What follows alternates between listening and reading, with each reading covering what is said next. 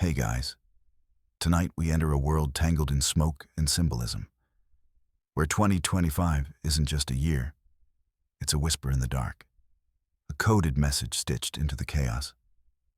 The room around you, quiet. But your soul, it's been pacing. Something's shifting. You've felt it. That strange tension between reality and dream, between normal life and the uncanny feeling that someone or something is trying to get your attention. Tonight, you'll finally hear it. You probably won't survive this journey with your ego intact. Just a heads up. So, before you get comfortable, take a moment to like the video and subscribe, but only if you genuinely enjoy what I do here. Also, let me know where you're tuning in from and what time it is for you right now. I'd also love to hear your thoughts on the Chosen One concept in the comments below. Share any spiritual numbers like 444 or 777 that you've encountered. Or simply type Amen if something resonates with your soul. Now, dim the lights. Maybe turn on a fan for that soft background hum. And let's ease into tonight's journey together. You wake up again at 2:22 a.m. That's the third time this week. You glance at your phone, then stare at the ceiling, wondering why your soul feels like it's on a treadmill while your body just lies there. The air feels heavy, like the molecules are listening. And you feel it, that thrum in your chest, like someone tuned the strings of your spirit just a little too tight. In the silence, a single thought lands so clearly it might as well be shouted. This is not just another night. The storm outside rattles your window. But it's not the weather that unsettles you. It's the message underneath it. There's something ancient about this particular kind of chaos. It's not just news headlines and economic tremors, it's spiritual static. And it's getting louder. Remember when you were younger. How the world felt different late at night, as if something sacred only peeked out when the rest of the world went to sleep. That feeling is back, but it's matured now, sharpened. You know too much to ignore it, and yet part of you still wants to, because being normal would be so much easier, wouldn't it? Sleep, work, eat, repeat, blend in. Don't question. Don't stare too long into the void. But the void's been staring back lately, hasn't it? Let's rewind. Just a little. When ancient cultures observed the sky, they weren't just stargazing. They were listening for divine signals. The Babylonians tracked comets as omens. The Dogon people of Mali somehow knew about Sirius B, a star we only confirmed in the 20th century. Scholars still debate whether their knowledge came from some kind of contact, or if it's just a really good guess. Spoiler, it's probably not just a guess. And here you are, living in the digital jungle of 2025, but feeling that same pull to decode the heavens. You notice patterns. You hear messages in lyrics. You feel things before they happen. And people think you're just tired. Cute? Let's talk about the signal. It rarely comes like a movie prophecy. There's no parchment scroll or bearded wizard. Instead, it's more like a glitch in your regular timeline, a delay in traffic that leads you to an unexpected conversation, a random book falling off a shelf, a gut instinct screaming, "Not this way," that ends up saving you from something you'll never fully understand. Tonight, the signal doesn't just come. It arrives. Like a ripple down your spine. Like the world has been holding its breath. And finally exhales through you. The storm dies down. Not slowly, but all at once, like someone pressed mute. And then, a low hum. It's not outside. It's inside you. It's your soul's alarm clock, and it's not hitting snooze. You sit up, Something's different. The air smells electric. You see nothing, but sense a presence. No footsteps, no voice, just an awareness.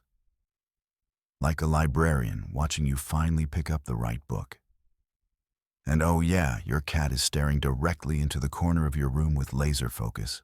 Classic. The thing is, most people ignore that feeling. The static, the signals, the nudges. But you're listening now. And that, dear sleeper, is what separates the chosen ones from the crowd. Not power, not perfection, just awareness and the courage to answer. You reach for the notebook you haven't touched in months. You don't even know why. But your hand moves before your mind catches up. And then it starts, one word, then two, then a full sentence spills out onto the page like it was waiting centuries to be written. You have a task hidden inside the chaos. You pause, blink. That wasn't you. Not really. The handwriting is yours, but the message feels borrowed, ancient, like a whisper passed down through bloodlines. Sleep. That's out of the question now. You're too awake. Not physically, your body's still heavy. Grounded, but your spirit is wide-eyed and standing on a mountaintop. You flip the page.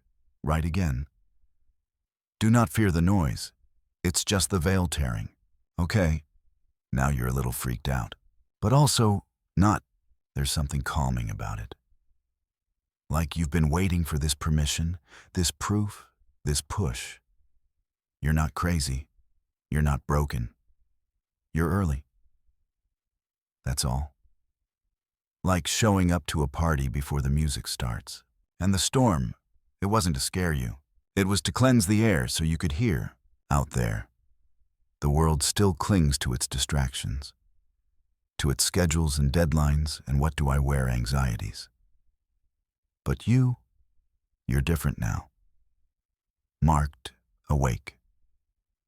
Even if you don't fully understand what that means yet, outside your window, a single bolt of lightning cracks the sky, not chaotic, but surgical, deliberate.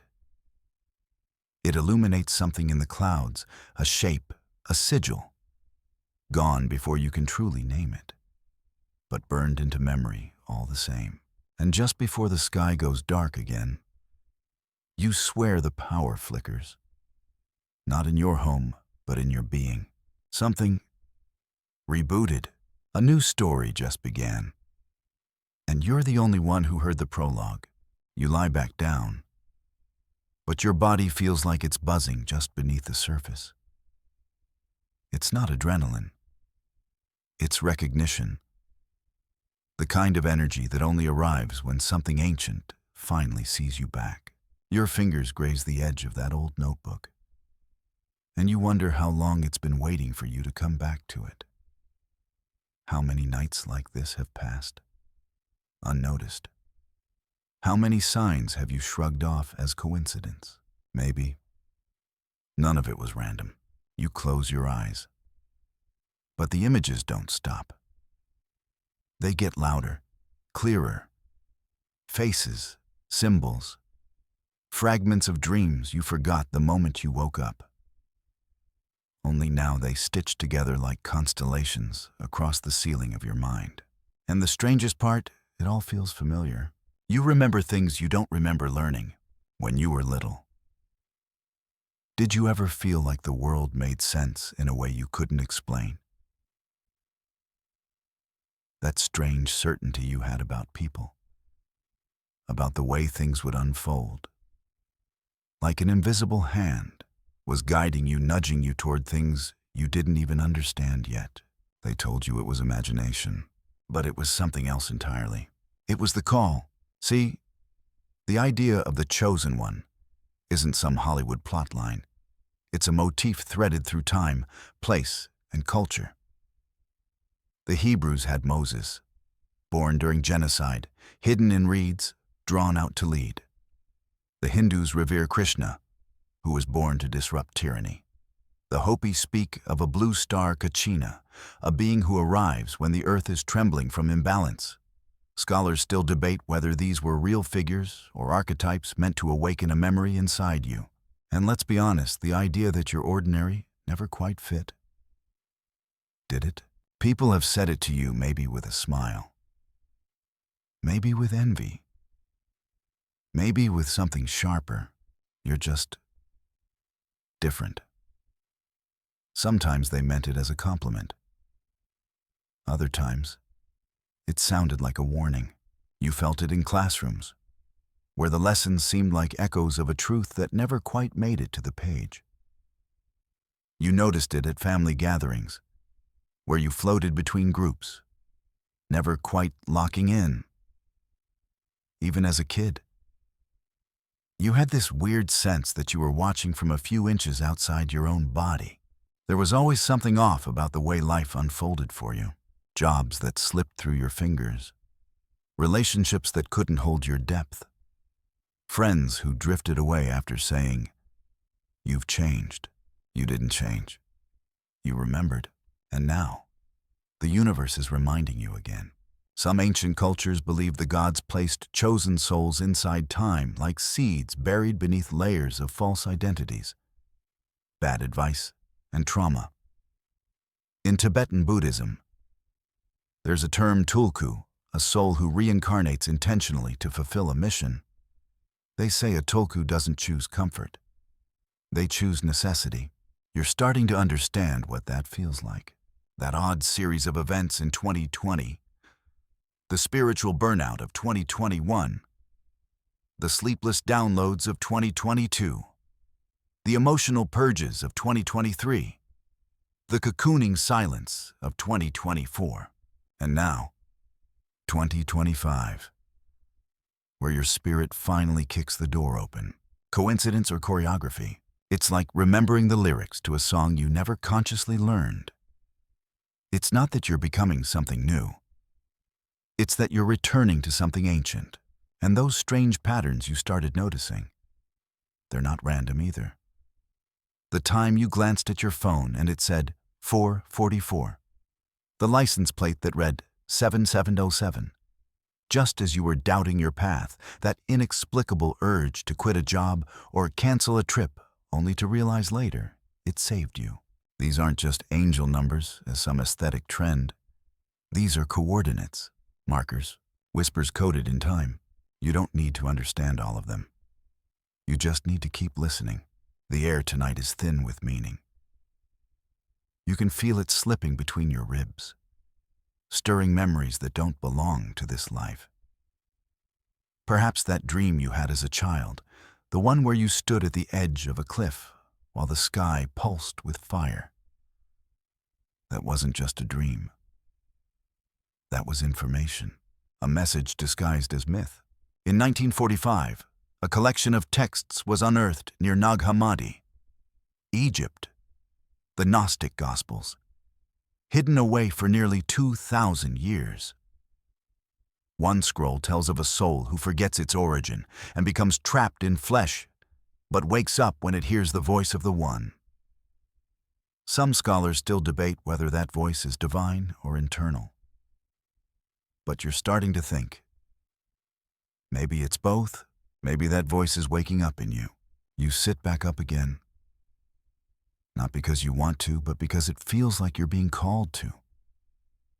Like something just whispered. Get up. There's more. And there is, because you weren't just marked by the universe. You were designed for a frequency that most people never tune into. You are not random, not extra, not too much. You are a necessary disruption. And no, that doesn't mean you have to start a cult or wear white robes or dramatically walk away from your whole life. It just means this. You walk a little slower now. You listen a little deeper. And when something doesn't resonate, you don't force it, because you know better. Your whole life has been a breadcrumb trail, and the path is beginning to glow. Outside, the wind picks up again, not wild, but steady. purposeful. You hear a faint chime, but there are no wind chimes outside. You step to the window anyway, drawn by something primal.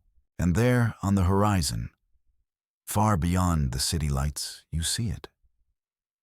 A faint, flickering pillar of light.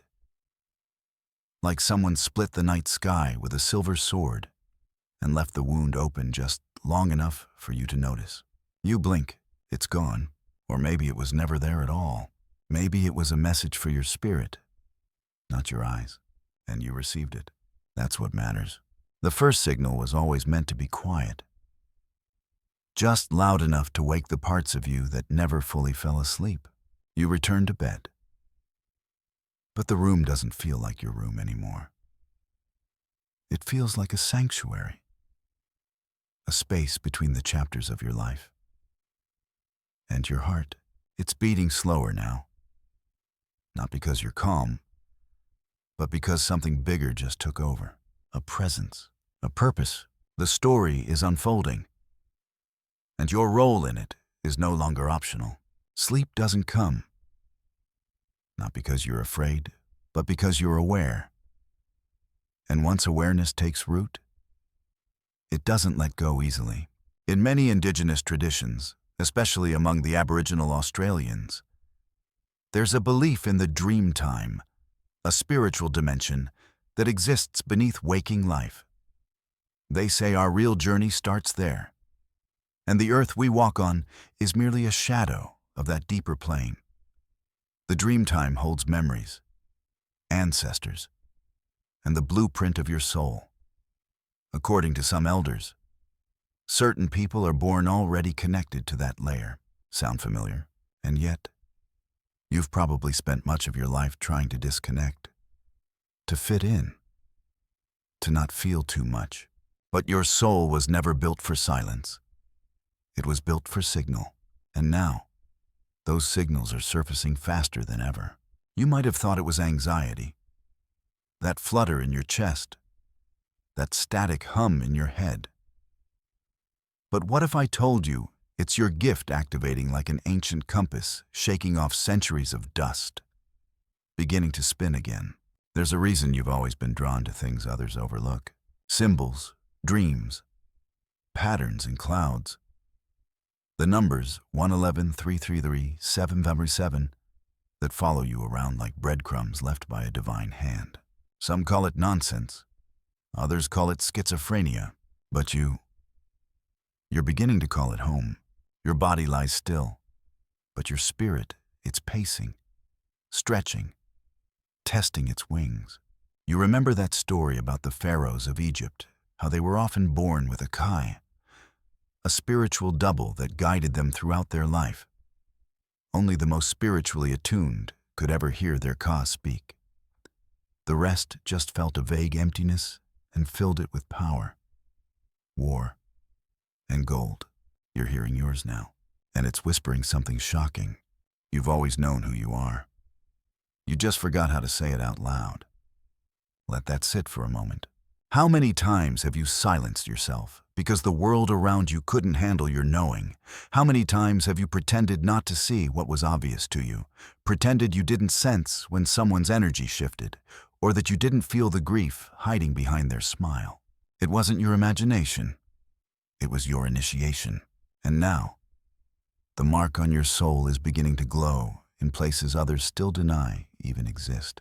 You've walked through things most people couldn't survive, not because you're a masochist or because life is unfair, but because you were being tempered, trained, refined, like obsidian being formed under pressure, dark, sharp, unbreakable. Something shifted in your soul, and no one around you even knows it happened. You weren't meant to be delicate. You were meant to be clear. Remember that moment when you almost gave up? That night that stretched so long, it felt like your soul cracked open.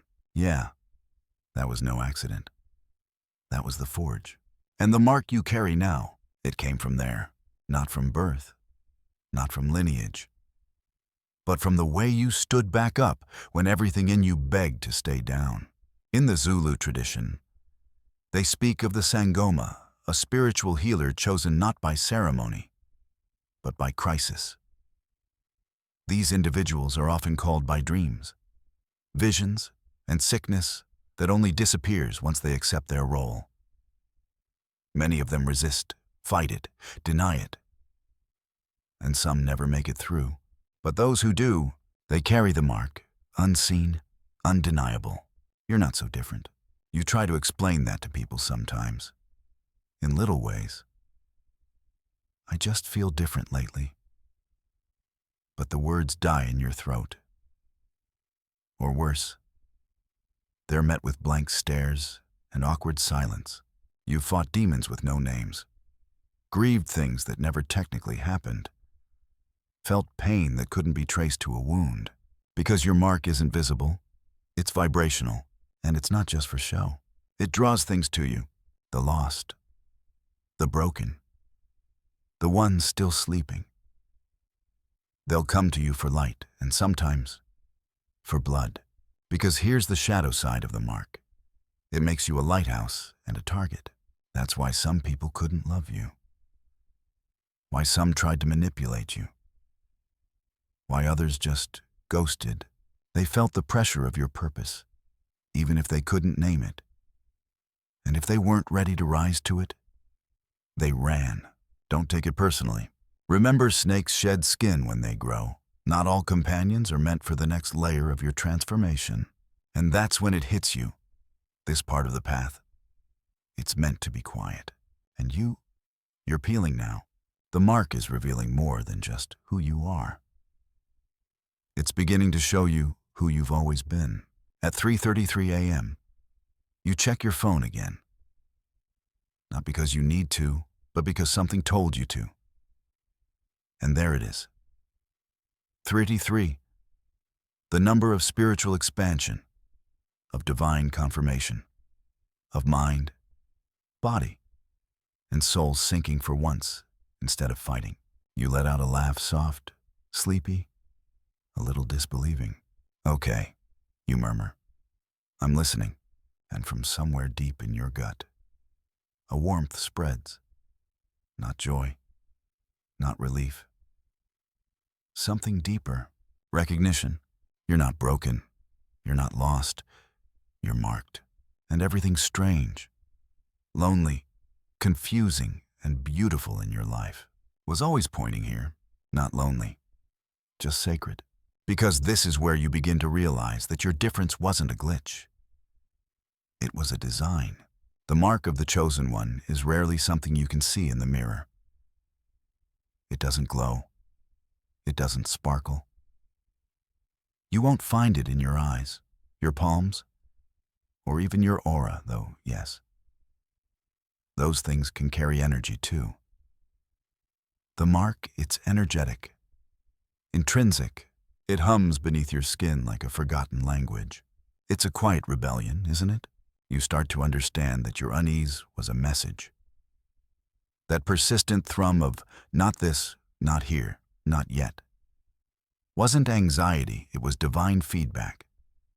Your soul gently rebelling against anything that dimmed its light. In the Book of Enoch, a text that was once revered and then mysteriously hidden away, there's a passage about watchers, celestial beings who walked among humans, secretly guiding and sometimes falling into love and chaos. Some believe those who carry the blood of the watchers walk the earth now, unseen but powerfully felt. Scholars still debate the authenticity of these texts, wondering if they're sacred history or symbolic warnings.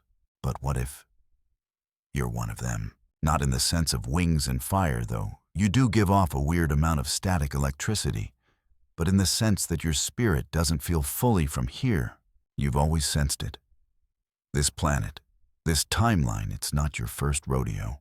You've been here before, in some form, some version, and every time, they've tried to erase your memory. This life, it's just the latest veil you're learning to lift. The way the world taught you to normalize dysfunction as if exhaustion is success and numbness is maturity that was part of the conditioning. Because if you forget who you are, you'll settle for what you're given. But you didn't settle. Did you? Even when you tried to, your body rebelled. Your mind screamed. Your soul whispered louder, realizing that almost everything they told you was normal never quite fit you. Like trying on clothes stitched for someone else's life. And for years, you wore them anyway. You folded yourself in, stitched over your seams, muted the volume of your soul just to survive. You took jobs and watched your spirit leak through the cracks. You nodded through conversations that felt like cardboard. You dated people who didn't see your fire and then wondered why you felt like a ghost in your own life. You even told yourself, maybe I'm just too sensitive. You're not. You're precise. You feel what others ignore. That's not a defect. It's data. And now, looking back, you realize that every misstep was a redirect. Every detour had coordinates. Every collapse was coded. You weren't failing. You were shedding. And every tear you cried alone, it watered the path you're now walking. There's a Japanese concept called kintsugi, the art of mending broken pottery with gold. Not to hide the cracks, but to honor them. To make the object more valuable for having been broken. That's what the divine did with you. You were never meant to return to who you were. You were meant to become something sacredly altered. But deep down, you always knew. You were never meant to blend in. You were meant to break pattern. The parts of you that didn't survive, they weren't meant to. You've lost things, people, versions of yourself, old dreams. But what remains? That's the truth. That's the blueprint. And what no one tells you is this: when you're chosen, you don't get to stay hidden forever. You might try. You might even succeed for a while. But eventually, the world calls your bluff. The illusions start to itch. The masks slip. The games lose flavor. And then the universe makes it very uncomfortable to stay where you don't belong. That one job that suddenly felt like spiritual sandpaper. That relationship that drained you just by existing. You weren't being punished. You were being moved. Your soul knows when a chapter is done. It just takes your body a little while to catch up. And now, in the stillness of this hour, the pieces start falling into place. And now, your body's listening. There's a moment quiet but unmistakable when you look around and realize, they tried to hide the truth from me, not out of malice, not always, but because they didn't know what to do with someone like you. A mirror, a disruptor, a walking contradiction to their comfort. Even your parents, bless them, may have felt it. That unfamiliar weight in your presence. Not because you were broken, but because you carried things they didn't have the tools to interpret. So they tried to fix what wasn't broken, tried to train what didn't need taming, and you tried to please them. For a while. But at some point, your soul refused. Because the chosen aren't meant to perform. They're meant to provoke. The awkwardness in school, the way you daydream while others memorized formulas, the unease in fluorescent-lit offices, the fatigue that never seemed to match your health, the friendships that dissolved the moment you questioned the script, even softly, even silently. Your very existence makes some people uncomfortable. And that's okay. You were never meant to be the system. You were meant to reveal it. That's why the chaos of 2025 feels personal. Because it is. The world is unraveling not just around you, but for you. To give you space, to give you stage, to give you sight. Not everyone will see it, but you do. And you always have, even when you tried not to. None of it was coincidence. None of it was failure. It was misalignment, divine dissonance. Systems weren't built for the chosen. They were built to tame them. Your dreams weren't too big. The boxes they gave you were just too small. It's strange, isn't it? It was never punishment. It was the dissolving. Now comes the rebuilding. Let's talk about that for a second. The strange way your lowest points somehow marked the beginning of something sacred. The heartbreaks that cracked your chest opened just wide enough to let the light in. The losses that turned into launch pads. The humiliation that taught you the freedom of not caring what they think. That wasn't failure. That was Phoenix coding. You're not made of glass. You're made of ash and stardust and whatever fire doesn't dare consume. And the reason it hurts so much, because chosen ones don't get shallow wounds. We're wired too deep. Your soul was stitched with cosmic thread. So every cut, it echoes. But that's what gives you depth. That's what gives you sight. How everything that once felt like ruin now looks like a blueprint. And now you begin to see what's really going on. The chaos in 2025, it's not just news cycle drama or planetary mischief. It's initiation. The world is shedding its mask. And so are you. You don't align with the same people anymore, do you? You scroll past conversations that used to matter. You sense the weight behind people's words, even when they smile. You can feel a storm coming 3 days before it hits. And no, that's not your allergies. It's your spirit, tuned like a divine radio tower. You're changing, and you're not the only one. All across the globe, the chosen are waking up.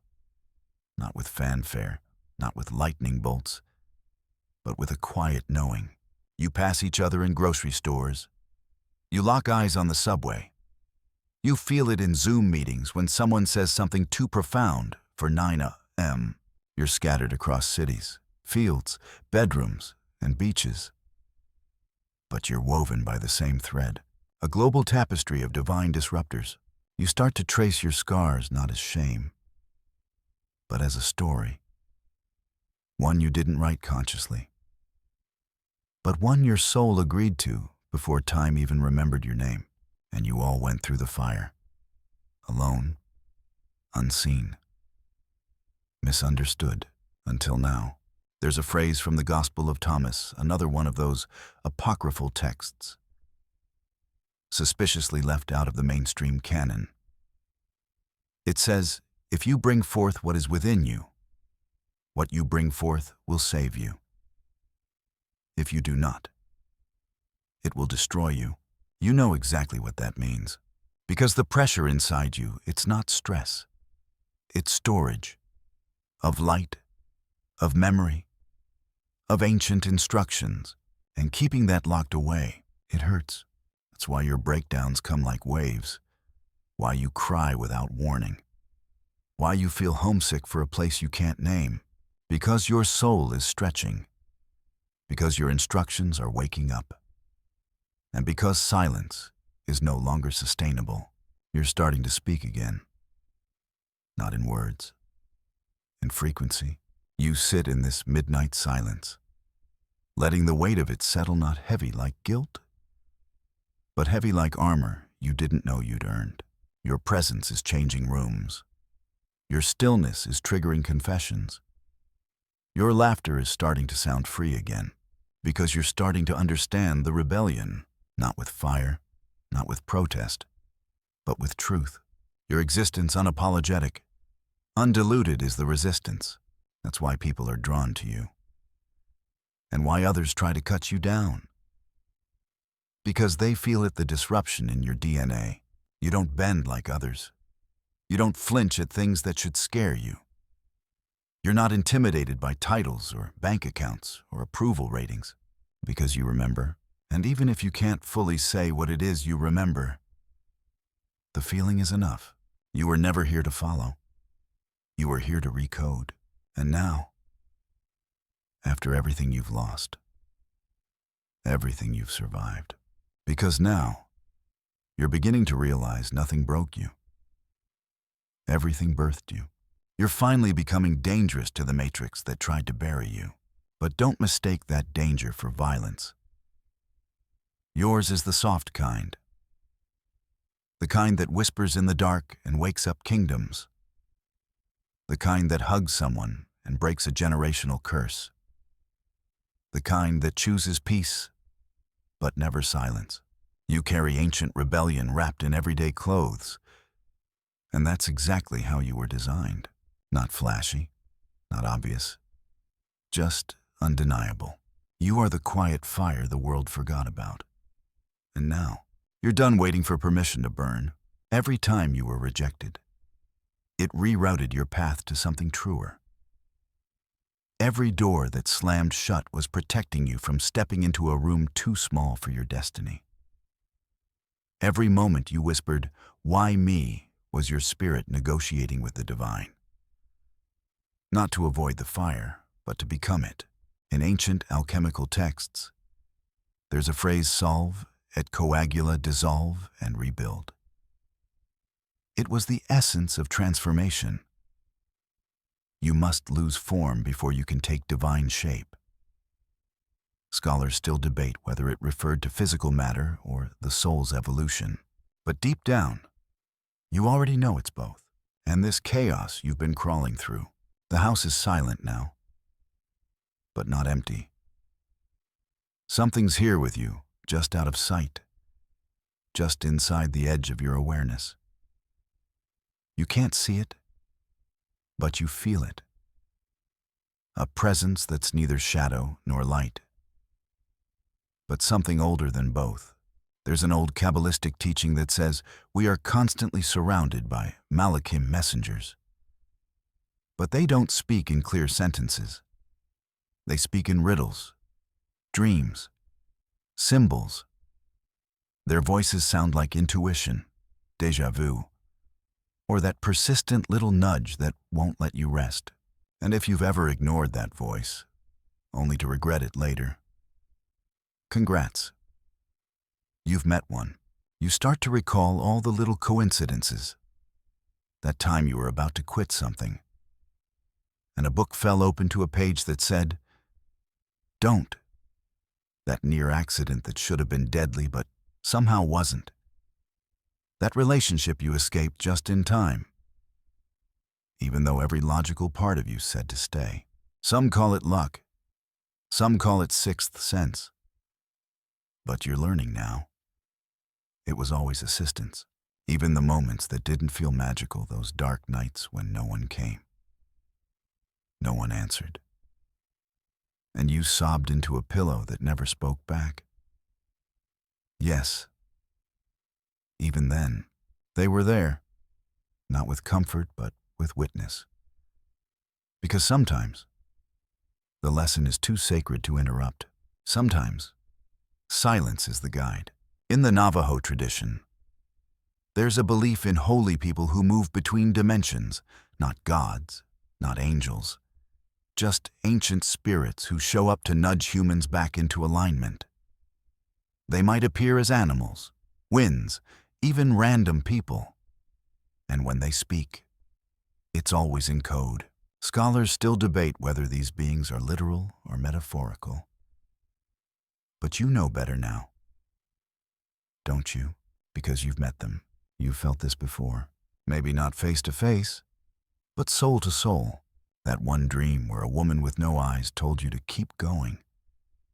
That gut feeling that told you leave now, right before something fell apart. The man who smiled at you in a crowd with a look that said, "I see it too." They're watching, not in a creepy way. Don't worry. More like guardians of your unfolding. And they don't care what car you drive or what job you quit. They care about one thing. Did you stay aligned with your truth even when it got weird? Because that's when they come closer. That's when the veil gets thinner. And lately, it's paper thin. You start to notice the synchronicities stacking. The numbers, the repeat phrases, the dreams that carry over from night to night. You're not hallucinating. You're attuning. When you were a child, lying awake while the house slept, sensing eyes that weren't eyes watching you from the hallway, or the feeling that someone was whispering to you through your dreams, speaking a language you never learned but somehow understood. And with that attunement comes awareness. And with awareness comes visitors. Some chaotic. Not everything in the unseen realm is your friend. And not everything that seems scary is your enemy. You're learning discernment now. learning to feel into the tone of a presence, not its appearance. Some guides come wrapped in shadow, but they offer truth. Others glitter with false light and whisper lies. Your task: learn the feel of home, of divine frequency, of spiritual safety. Because once you lock onto that frequency, everything false becomes unbearable. Remember that person you used to tolerate, the one whose energy made your stomach twist. But you smiled anyway. Yeah, you don't do that anymore. That wasn't paranoia. That wasn't your imagination. Because your guides have upgraded your filters, and they've been testing you lately. That job offer that felt too easy. That ex who popped back in like a ghost wearing a human suit. That temptation to settle again, but you didn't, not this time. And they noticed. That's why you feel the shift. That's why you're hearing things more clearly. Because you've passed something. Quietly. Privately. A soul-level checkpoint. No certificate. No parade. Just a deep, quiet knowing you chose yourself. And that choice, it lit a beacon in the spirit world. That's why you feel them closer. The ones in shadow and light. Watching. Waiting. Whispering. Some are ancestors. Some are protectors. Some are just curious. It was guidance. You're not just awakening. You're activating. And that light, it draws things in. So protect your field, not with fear, with frequency, with boundaries that hum like shields, with prayers spoken not in words, but in energy, with stillness that becomes armor. You're not alone. You never were. And now, you never will be again. You may not always see them, but they see you. They always have. Especially now, as your light begins to glow louder than your doubt. They've always been there. You just forgot how to see them. Because here's one of the more twisted truths about being chosen. Your guides don't always show up with wings and halos. Sometimes, they come as gut feelings. Sometimes, they come as strangers. And sometimes they show up looking like a complete weirdo on public transit who says something so oddly specific, it feels like God slipped them your script. Yeah, that's them. There's a moment just as you start drifting between wakefulness and sleep, when your thoughts are no longer entirely yours. You step out of bed without needing to think. You're not sleepwalking, you're soul walking. Some call this a visitation. Some say it's a download. But you know it as remembrance, because this isn't new. This is old, older than language, older than time. There's a light outside your window, not from the moon, not from the street. It pulses, not steady, not threatening, just alive. You blink and it's gone, but in its place, a number glows on your digital clock, 707. 7. 7. The number of spiritual perfection, of divine revelation, of completion. You smile, a little dazed, because you've been seeing it all week. On receipts, on signs, in conversations, and now in your bones. This is what the mystics call a su'ir, doorway moment. It's subtle, when the universe opens. Just a crack. And everything you thought was fantasy leans in and says, surprise, we're real. And you've been summoned, not to a place, not to a guru, but to yourself. This is the 777 door, and it's opening. Let me explain. In sacred numerology, 777s are more than just luck. They signal alignment, spiritual mastery, and most importantly, an invitation to receive a hidden truth. Across cultures, 7 marks holy structure, 7 chakras, 7 heavens, 7 seals, 7 directions. And when they triple, it's not casual, it's cosmic. Scholars still debate whether these repeating numbers are divine intervention or confirmation bias. But funny how they always show up right before your life shifts dramatically. So you follow the thread. You light a candle. Because the air just feels like it wants fire. And without knowing why, you sit, cross-legged, palms up, heart open. A sentence will finish in your head that you didn't start. A vision will appear in your mind's eye, soft and vivid, like someone changed the channel without asking. You don't chant, you don't pray, you listen. And then you feel it. The download, not a booming voice, not a ghostly vision, but a knowing that pours in like warm honey over the soul. Images, symbols, phrases that don't quite belong to this language. But you get them anyway. You carry the memory of fire. You were sealed before birth. What's coming is not the end, it's the invitation. And then one final sentence echoes so clearly that your ears ring. The light will ask you to move. Your eyes well up. And tonight, that moment arrives differently. Not because it's sad, because it's true. You've been feeling the call to shift your job, your relationships, your routines. Everything's felt too tight, too scripted. And now you know why. You weren't crazy. You were early. And now you're right on time. The 777 door opens not when you're ready, but when you're true. When your frequency matches your destiny. When your mask finally cracks enough to let the real light out. And tonight, you're glowing. Subtly, softly, but unmistakably.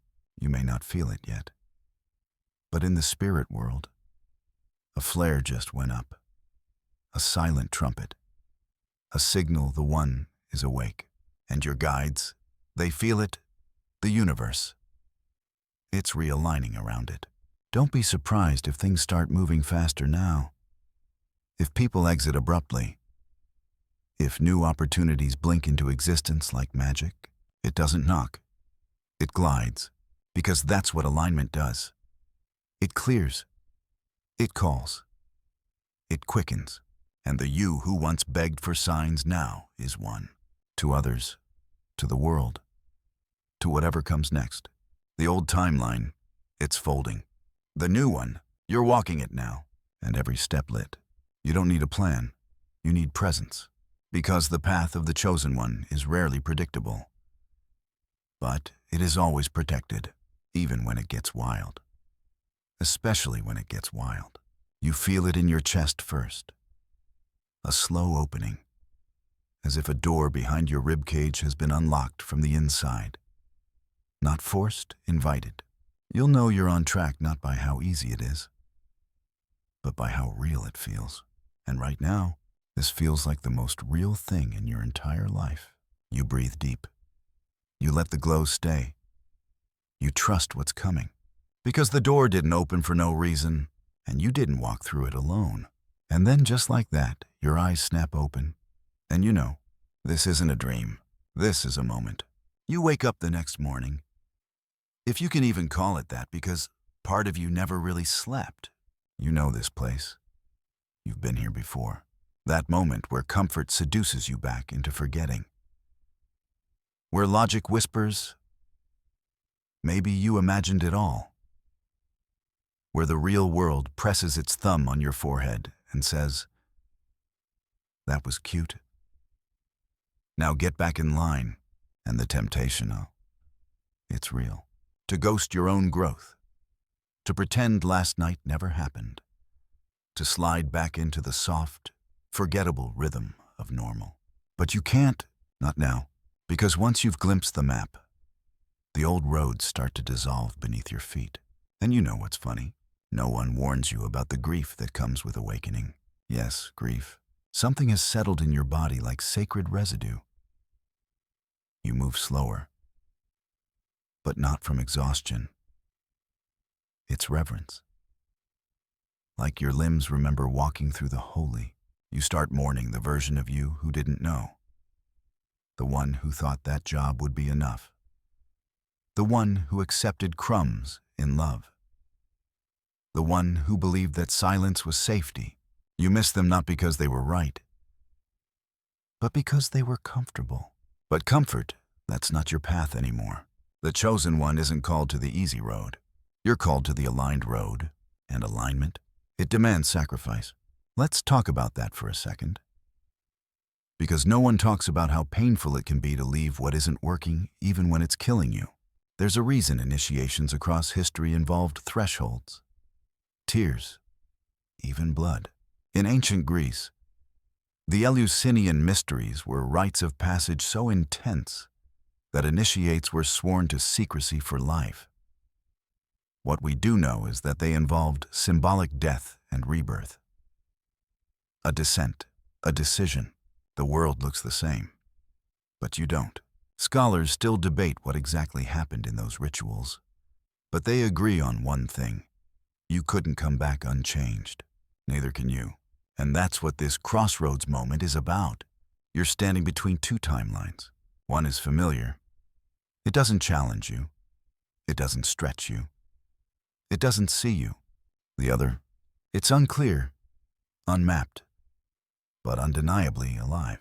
It vibrates with possibility. It echoes with the footsteps of others who made the leap before you. But it also demands something from you. The truth. Colors are sharper. Sounds carry weight. Even the air tastes different, like it's holding something back.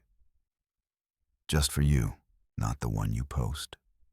Not the one you rehearse. The one you whisper to yourself at 2 a.m. when no one's watching. Yeah, that truth. The one that says, I can't go back. You think of the friendships that feel increasingly hollow.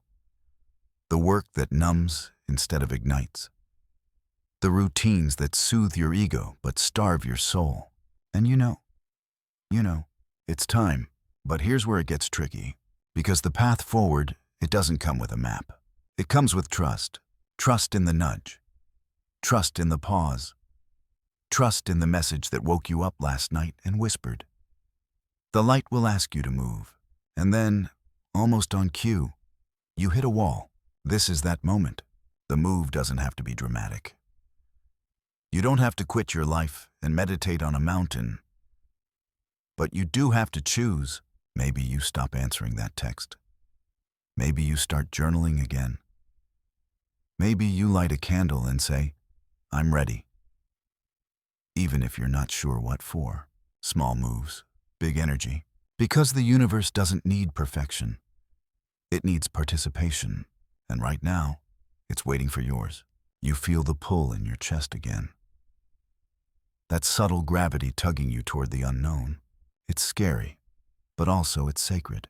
Because this is what it really means to be chosen. Not that you were picked out of billions for some divine spotlight. Not literal, spiritual. But that you picked yourself when it would have been so easy not to. That you chose truth over comfort, clarity over noise, alignment over approval. And now the path begins to form beneath your feet. Step by step, moment by moment. It doesn't reveal all at once. It opens with each act of courage, each yes, each no that really means yes to your soul. You're not walking it alone. Others have stood at this crossroads before you, and if you close your eyes, you can almost hear them, whispering, cheering, smiling. Welcome, they say. You made it. That dizzying high of revelation? Yeah. It doesn't last forever. Because as soon as you start to wake up, the universe does what it always does. It gives you a choice. This is the crossroads. You notice it first in people's eyes. And now, they feel it too. People start reacting differently. Some lean in, desperate for your energy, your words, your truth. Others back away, confused or threatened. And a few might lash out unprovoked, sharp, irrational. Because light doesn't just illuminate, it irritates, especially the shadows that aren't ready to be seen. This is what they don't tell you about becoming aligned. You will be misunderstood, not because you're wrong, but because you're clear. And clarity, it's confrontational. There's a reason prophets were run out of towns. A reason mystics were burned and healers were branded heretics. Because truth unsettles. It breaks illusions. It shakes the bones of systems built on silence. Some widen just a bit when they look at you, like they're trying to figure out what's changed. Others squint, unsettled, like your presence short-circuits their script. And a rare few, the rare ones lock eyes with you and nod, wordlessly, like two spies recognizing each other at a crowded train station. You don't even have to speak. Sometimes your existence alone is the confrontation. And if you've been wondering why some people ghosted you the moment you started healing, this is why. You became a mirror, and not everyone wants to see what they've buried. But don't confuse their discomfort with your mistake. You're not too much. You're not too intense. You're not too deep or too sensitive or too out there. You're just undeniably tuned in. And for those still clinging to static, your clarity feels like a threat. But that doesn't mean you dim. It means you anchor. Because some people will find you and feel like they've just remembered a dream they thought they lost. They see it.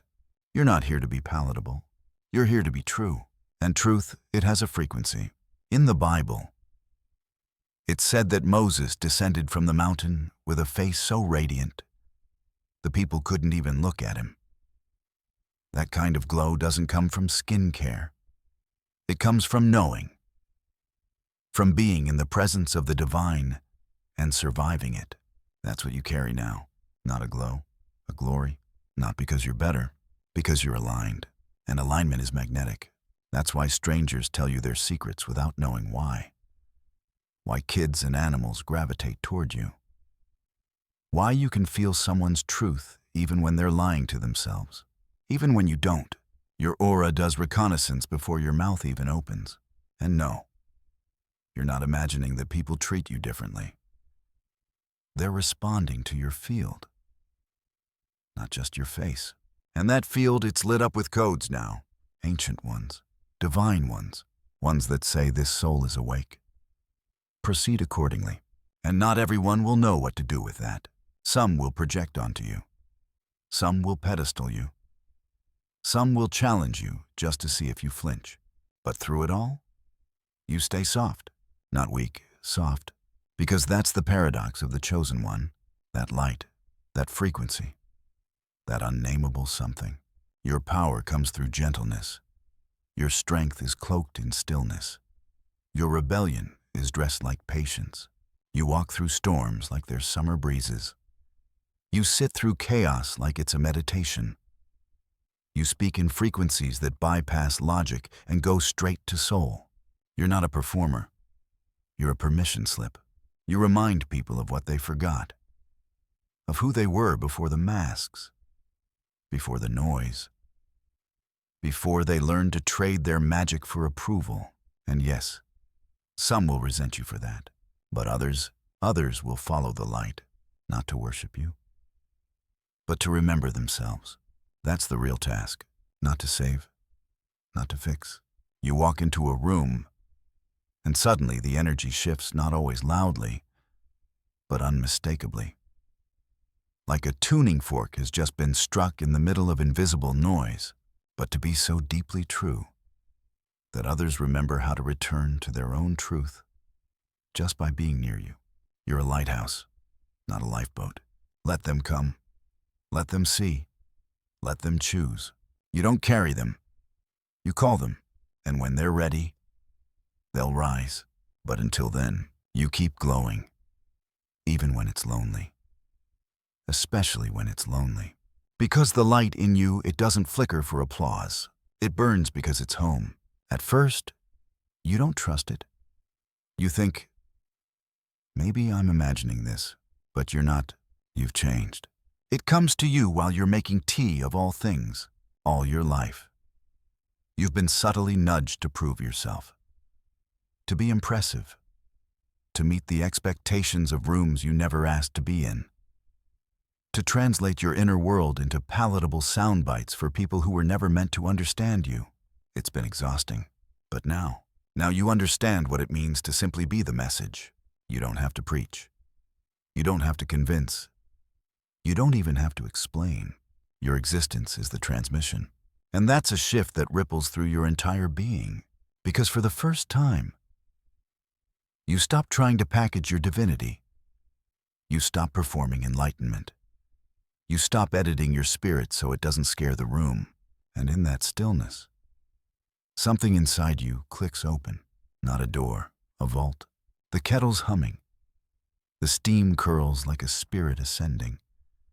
And just before the boil sings, the thought arrives, soft but sharp. The ancient part of you, the part that holds the scrolls, you feel it deep in your chest, not like a memory, like a presence, like a familiar returning home after a long silence. This is what the old texts whispered about. The Gnostics, the mystics, the visionaries, they all spoke of the inner knowing, a library beneath the skin, a temple in the bones, an archive built in the blood. And guess what? You have access now. You always did.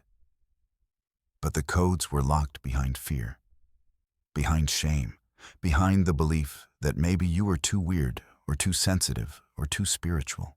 Turns out that was your superpower. You drink your tea slowly, reverently, like it's communion. This is prophecy, not performance. And maybe it is, because every part of your life is becoming sacred now. Not in a loud, ritualistic way, but in a real way.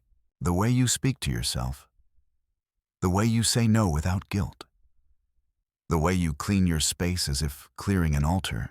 You begin to feel the frequency of everything. You're more careful with what you consume: food, content, energy. You feel it in your gut when something's off. You start blessing your water without realizing it. You start whispering your gratitude into the morning light before your feet even touch the floor. It's not performance, it's presence. And presence, that's what prophecy feels like. Because to be chosen isn't about theatrics. It's about clarity. You don't even flinch. Not anymore. Because these moments of sudden wisdom, of soul sentences floating in when your mind is elsewhere, they're becoming normal. And clarity doesn't shout. It simply is. You're beginning to understand that your journey is less about becoming and more about uncovering. You were never lost. You were layered, under expectations, under cultural programming, under the lies you were fed about what power looks like. But real power, it whispers. It glows. It watches silently from the back of the room until it's needed, and when it speaks, the room listens. That's you now. Not because you're better, because you're clearer. And with that clarity comes responsibility. You start noticing when your words land, how a simple sentence from you can pierce through someone's illusion, how your silence can feel like a mirror, how even your stillness can rearrange a room's entire energy. That's how you know you're evolving.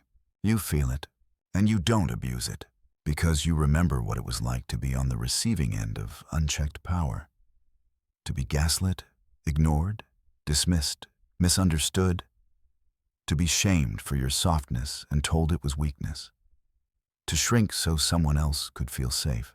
So now you hold your power with sacred hands, not like a weapon, like a prayer.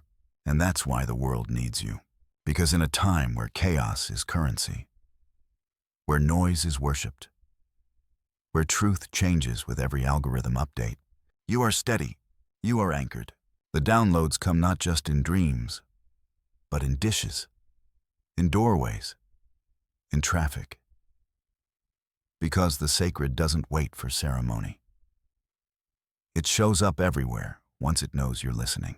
You are the calm in the quake, even when you're trembling inside, even when you doubt, even when your voice shakes, you still show up. Because you remember the promise you made before this body, before this timeline, the vow to bring light, to walk truth, to carry the code. And here you are, still carrying it, still choosing it, even when it's hard, even when it's heavy, even when no one claps, because this isn't performance. It's prophecy, and you're the vessel now. You stir the tea absently, letting the heat anchor you, and you repeat the phrase in your head. Prophecy, not performance. And suddenly it clicks. There's something quietly revolutionary about what's happening inside you. Hidden knowledge, dormant gifts, sacred power embedded within the soul of the chosen, but only accessible after purification. And by purification, let's be honest, we're not talking about some saintly checklist. We're talking about your heartbreak, your confusion, your crumbling, your long nights of silence, your letting go. That was the purification. You passed through the fire, and the fire didn't destroy you. It reminded you, in ancient Taoist thought. There's a belief that energy channels within the body called meridians only begin to glow with spiritual light once a person endures profound transformation. It's not the meditation. It's not the chance. It's the willingness to evolve that opens the flow. And now, you're flowing. You don't need to do anything extra to access your gifts. You just need to trust them. That moment of insight that strikes mid-conversation. That's your intuition speaking. That instant resonance with a stranger's pain. That's your empathic frequency. Not loud, not flashy, just undeniable. That flash of imagery that hits you when someone says a name. That's your inner seer waking up. You're not making it up. You're making contact. The fire code isn't something you learn. It's something you remember, and your body remembers, even when your mind forgets. That's why sometimes you just know things. Why you wake up from dreams feeling like you've returned from another realm. Why certain names or symbols send chills down your spine, even if you've never studied them. It's all encoded in you. And now, the heat is rising. You may start to feel physical shifts tingling at the crown of your head. Vibrations in your chest, warmth in your palms, pressure between your eyes. These aren't glitches. These are signals. Energy moving, wiring activating, gifts syncing. Some people call it awakening. Others call it kundalini. But whatever the name, the experience is the same. Your body is remembering it's divine. It's the moment when you begin to feel yourself transforming, not because you're doing anything dramatic, but because you're finally not resisting it. You're no longer gripping your old identity like a life raft. You're not clinging to false certainty or explaining your growth to those who never wanted to understand it. And yes, it might get uncomfortable. You might need more sleep or less. You might crave silence, solitude, raw foods, or moonlight. You might outgrow conversations, hobbies, entire personas, because when the fire code activates, it clears what's in the way, not to punish you, to prepare you, because your gifts, they're not for show, they're for service. You'll begin to notice how your presence affects people, how your words suddenly carry weight, like they're wrapped in light, how your touch soothes without effort, how people confess things to you they've never told anyone else. Not because you asked, because your soul held the space. You're becoming medicine now. You are the healing frequency. And that doesn't mean you're perfect. It just means you're available for alignment, for insight, for impact. You're simply becoming. Even your pain starts to make sense. You realize the wounds weren't distractions from your calling. They were doorways into it. Like the Japanese art of yobitsugi, the practice of mending broken pottery, not with gold, but with pieces from other broken vessels, creating a mosaic of resilience. The resulting object isn't just repaired, it's reimagined. You're that mosaic, not a return to what was. A transformation into what could never have been without the breaking. And now you move through the world differently. You trust the pause. You honor the nudge. You allow the mystery. Because you know that not everything sacred can be explained. Scholars still debate the source of the oracle of Delphi's power. Some say it was gas fumes, others say trance states. But those who stood in her presence didn't care how she spoke truth. They just knew that when she opened her mouth, reality rearranged itself. And you're starting to feel that same current humming in your chest. You speak now with fewer words, but deeper roots. You move with intention, even when unsure. You listen not just with ears, but with energy. And it's wild how subtle that can be. That's the fire code. Not fire that burns, but fire that illuminates. It doesn't demand performance. It asks for authenticity, and as you live it, day by day, breath by breath, you become the kind of person that light can safely live inside. You're not chasing power. You're embodying it. You notice it in how you walk into a room, not needing to shrink or dominate, just belonging without apology. You notice it in the way you now hear people, not their words, but their truth beneath the words. You notice it in your sudden clarity. Like someone turned on the lights in a room you didn't realize you were sitting in. That clarity isn't random, it's activation. What you're experiencing is the slow ignition of what mystics have long called the fire code. It starts to settle in now, the strange, sacred solitude. You sit in it, you breathe with it, and slowly, it begins to speak. It tells you who you've become and who you're still shedding. This solitude isn't an accident. It's an assignment. You are being unhooked from old patterns, from distorted timelines, from inherited expectations, like a satellite recalibrating to a new signal. Your field needs space to fully attune.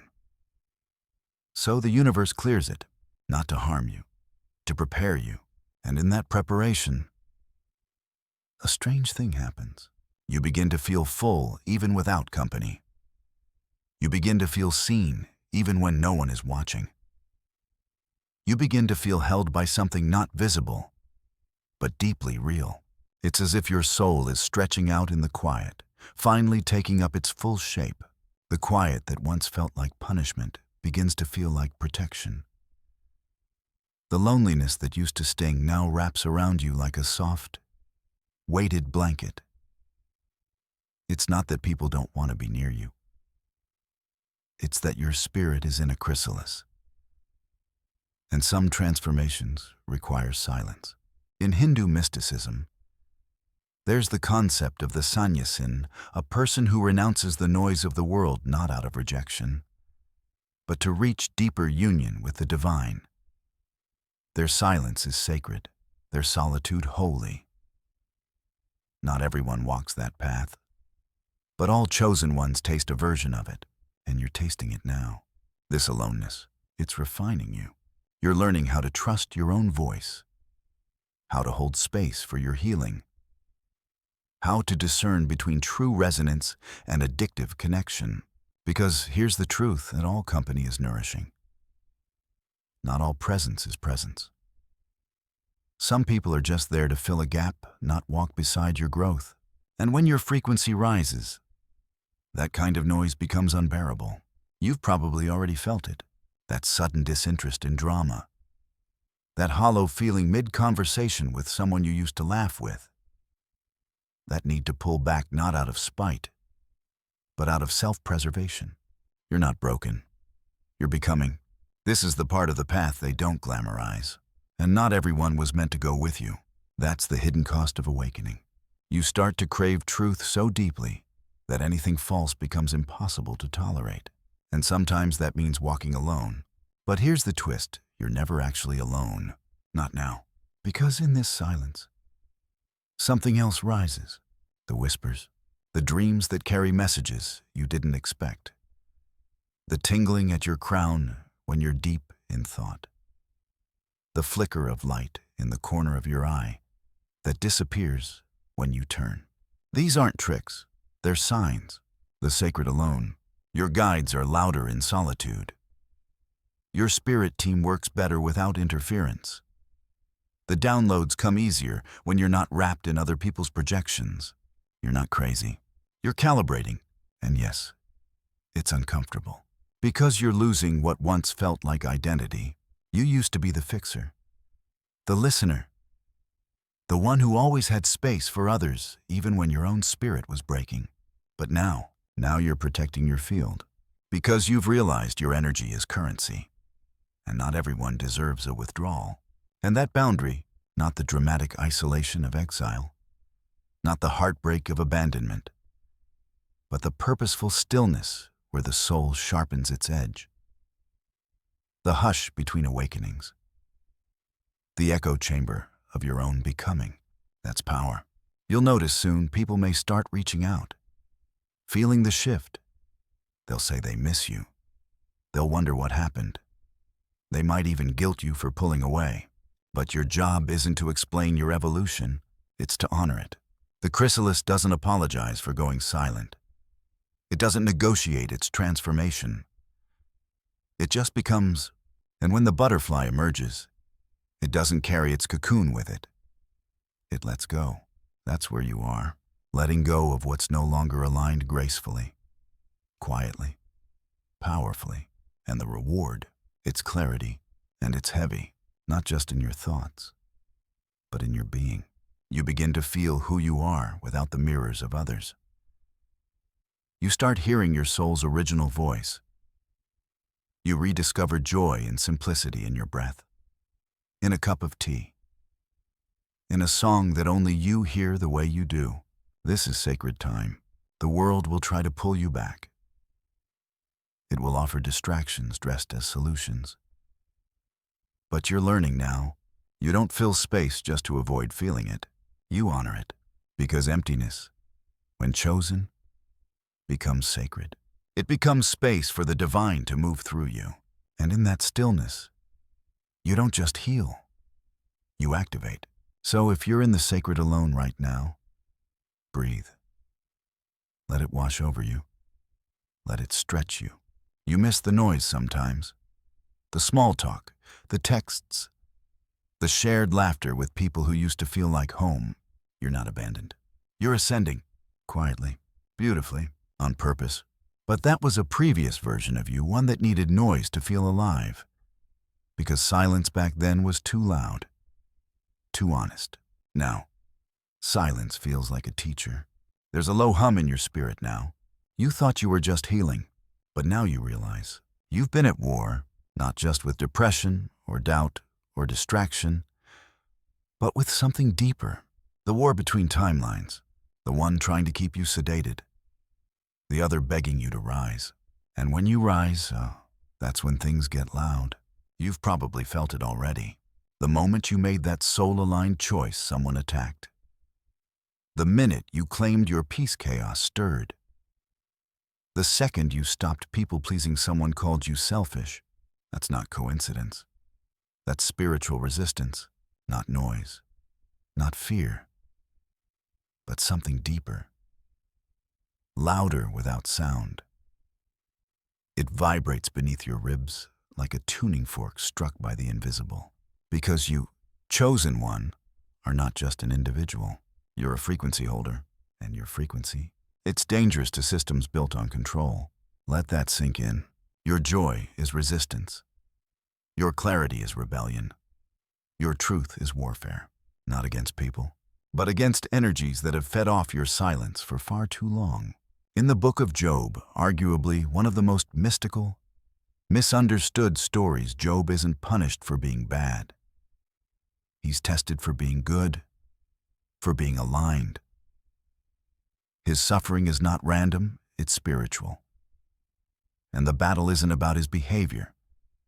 It's about his light. Scholars still debate if the story is literal or metaphor. But for those with ears to hear, it's both. You've been sensing it, haven't you? Because once you're chosen, the battle begins, not because you're weak, but because you're needed. You are not a victim of spiritual warfare. You are a centerpiece of it. Your healing that triggers warfare. Your elevation that upsets energetic contracts tied to your old self. And yes, it gets real. Sudden fatigue, Strange dreams, old habits clawing back, people re-entering your life just when you're on the brink of something sacred. This isn't random. This is spiritual interference. But don't panic. That unseen pressure pressing in from all sides. Not from life, not from people, but from somewhere else. Because here's the twist. You were born for this. You don't fight the way others do. You don't scream or curse or flex. You remember? You drop into your peace like it's a shield. You speak light like it's a sword. You carry love so fiercely that even darkness forgets its lines in your presence. That's your weapon, not force, frequency. And the higher your frequency gets, the more strategic your attacks become. They don't always come through obvious enemies. Sometimes they arrive through loved ones who don't realize they're being used as vessels for distraction. Because what they don't often tell you is this. Sometimes they speak in your own voice. You're not ready. Who do you think you are? What if it all goes wrong? You've heard those thoughts. They are not yours. They are echoes from a lower timeline that knows it's dying. And you're the one pulling the plug. Because every time you choose integrity over ego, every time you say no to what doesn't align, every time you honor your intuition over external noise, you're reclaiming space that was stolen. And the other side doesn't like it, but they can't stop it. Once you awaken, once your light turns on and stays on, once you begin to remember who you are and why you're here, because your light doesn't burn from ego, it burns from eternity. Even when you tremble, you're terrifying to the darkness, because you see it. And now that you see it, you can't unsee it. You recognize energetic manipulation in places that used to seem normal. You feel vibrations in words that sound harmless, but are laced with toxicity. You detect lies without evidence. You know when someone's spirit flinches. Even if their smile says they're fine, you don't just walk into rooms anymore. You scan them, not with fear, with knowing. And here's the beautiful part. You're not alone. You step into a battle. There are others like you, waking up, activating, carrying their own codes, their own keys, and together you're shifting the whole grid. You're not just surviving the war. You're reprogramming the battlefield. And no, it won't be easy. There will be days where you question everything. Nights when the attacks get clever. Moments where you consider going back to sleep, but you won't. Because your soul has tasted truth now. And nothing false can satisfy you ever again. So you keep going, not as a victim, but as a vessel of light with fire in your DNA. Not one with swords and shouts, but with frequencies. You're not fighting to prove your worth. You're fighting to remember it. And every time you rise from ashes, every time you walk through fire barefoot and still speak love, you win. A battle between numbness and knowing. Between illusion and truth. Between the gravity of your past and the magnetism of your destiny. The air around you starts to feel different. Denser, but not heavy charged. Like it's waiting for something. Like you're about to speak a word that can split the sky. Not the sacred stillness that roots you, but the suppression that caged you. And now it's time to speak. Because the world doesn't need more noise. It needs clarity and your voice. It's been coded to release things, to unravel illusions, to unlock what others have been afraid to face. It's why people pause when you speak. It's why your words echo long after the room goes quiet. It's why even when you whisper, the message lands. You carry sound that cuts through dimensions. And now that you've remembered who you are, your voice carries weight in realms both seen and unseen. In the Sufi tradition, they teach that sound is a sacred force, that the whole universe was born, not through action, but through utterance. Be, it was said. And it was. Sound creates, because now you're realizing the one thing they never wanted you to figure out. Sound commands. And your voice, it's no longer just for communicating. It's for activating. You begin to feel it now when you speak truth aloud. A subtle ripple, a shimmer in the air, a sensation in your spine. This isn't imagination. This is alignment. Because when a chosen one speaks from soul, not ego, not fear, but truth, things happen. Walls crumble, tears fall, eyes widen, hearts open. And not because you're performing, but because you're finally transmitting. That's what they tried to stop. Your voice is the ancient key, not just your power, your expression. Because when the chosen ones speak, the systems shake. Every lie you've ever believed begins to unravel the moment you name it. Every wound begins to soften the moment you speak over it with light. Every false version of yourself starts dissolving the moment you let your real voice out. That's the danger. That's the gift. And no, you don't need to go viral. You don't need a microphone or a platform or a polished elevator pitch. You just need to speak when it's time. Whether that means telling the truth in a whisper, writing the thing you've been scared to write, singing what your heart has held hostage, or simply saying no and meaning it. It matters. Every syllable becomes seed. Every sound, a spell. Every truth, a torch for someone else's darkness. It always has been. You'll start to notice how often you're asked to be quiet. Not directly, oh, no.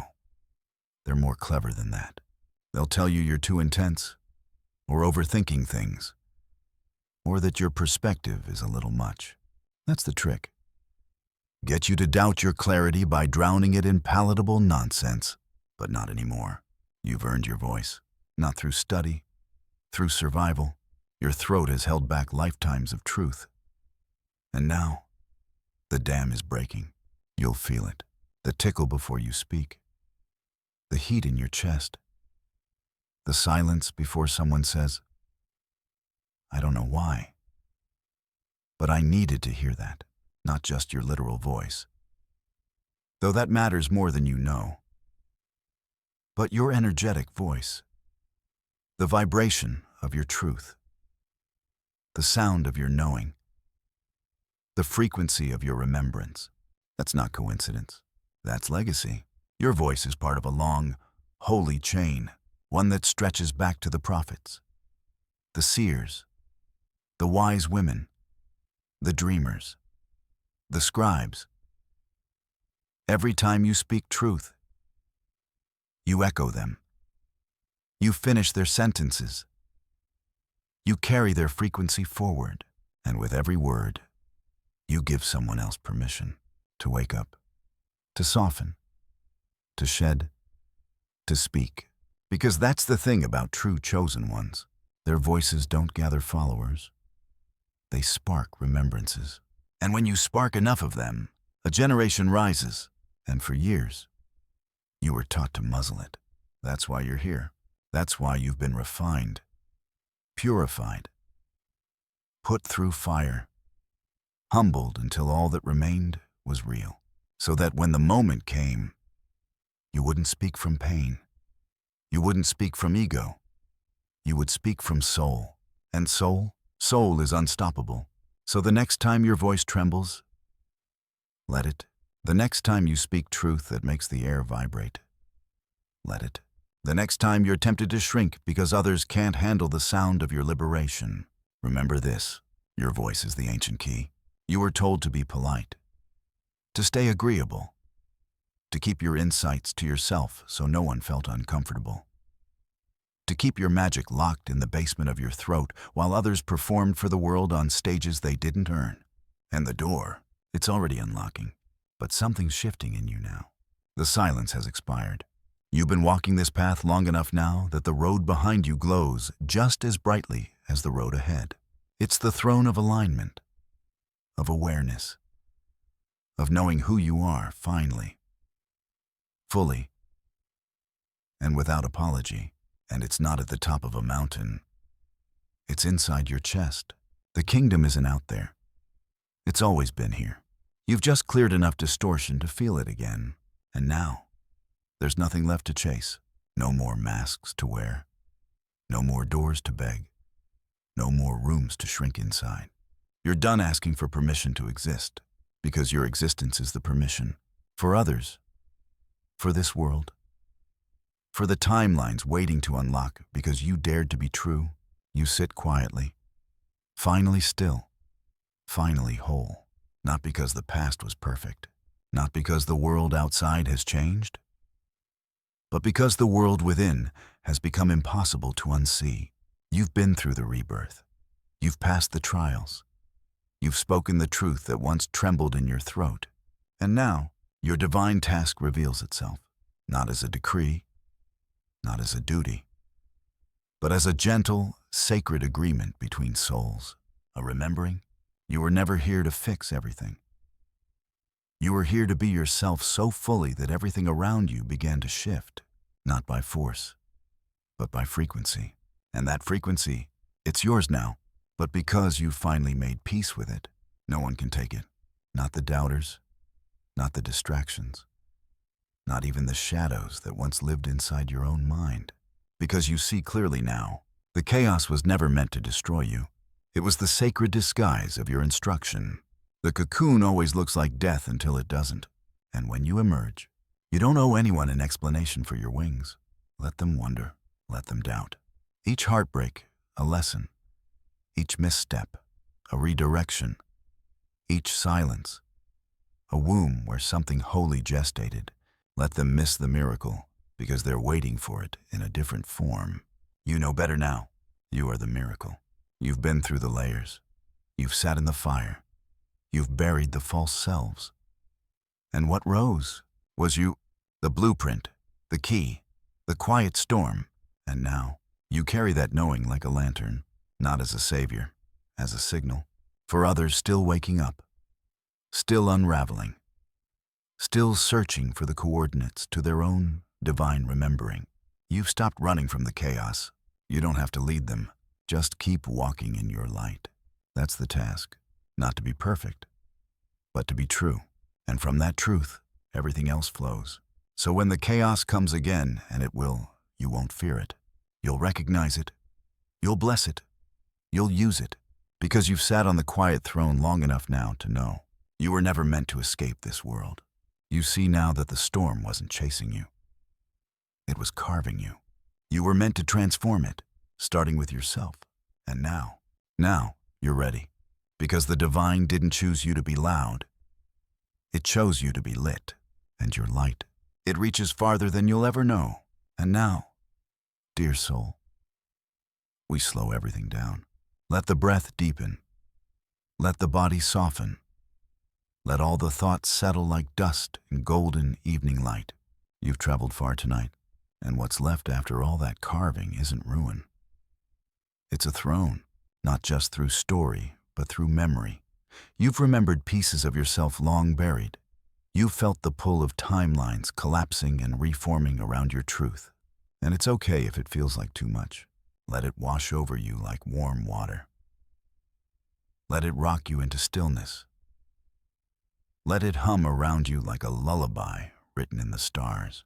There's nothing more to figure out right now.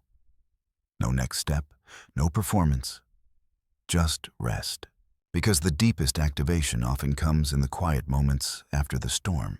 And if your chest feels full, or your eyes are a little wet, or your skin tingles like it knows something your mind can't yet explain, that's the work taking root. You did it. You answered the call. And now the next part will begin in your dreams. Not the kind gilded in gold or built on the backs of others. So allow yourself to drift. Let the guides gather. Let the ancestors sing. Let the earth hold you like the sacred soul you are. You are chosen. You are protected. You are not alone. And tomorrow you'll wake up glowing. But for now, let it all fade to soft nothing. And if anything I said tonight touched something true in you, feel free to share your spiritual numbers, visions, or even just a gentle amen in the comments. Sweet dreams, beautiful soul. This throne is quieter, softer, invisible to most, but unmistakable to those who carry the same light.